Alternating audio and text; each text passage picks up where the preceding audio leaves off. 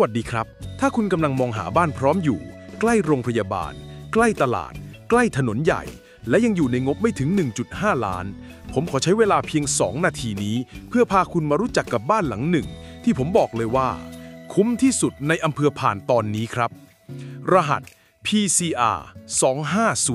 2506บ้านหลังนี้อยู่ที่บ้านม่วงคำตำบลม่วงคำอำเภอผ่านจังหวัดเชียงรายเป็นบ้าน2ชั้นสร้างบนที่ดิน100ตารางวาตัวบ้านมีครบครับ4ห้องนอน3ห้องน้ำ2ห้องครัวห้องโถงใหญ่โรงจอดรถอยู่ได้ทั้งครอบครัว 3-5 คนแบบสบายๆมีพื้นที่รอบบ้านจัดสวนต่อเติมหรือปลูกผักก็ยังได้ครับที่สำคัญคือบ้านหลังนี้อยู่ในชุมชนใกล้ถนนพหลโยธินเพียง100 เมตรเท่านั้นแค่700 เมตรถึงโรงพยาบาลอำเภอผ่านใกล้ตลาด6แยกใกล้โรงเรียนใกล้แหล่งสำคัญ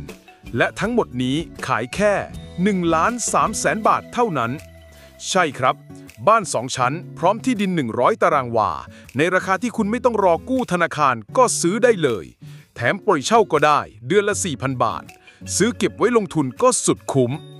ค่าโอนคนละครึ่งไม่มีแอบแฝงไม่มีบวกเพิ่มผมอยากให้คุณนึกภาพดูครับ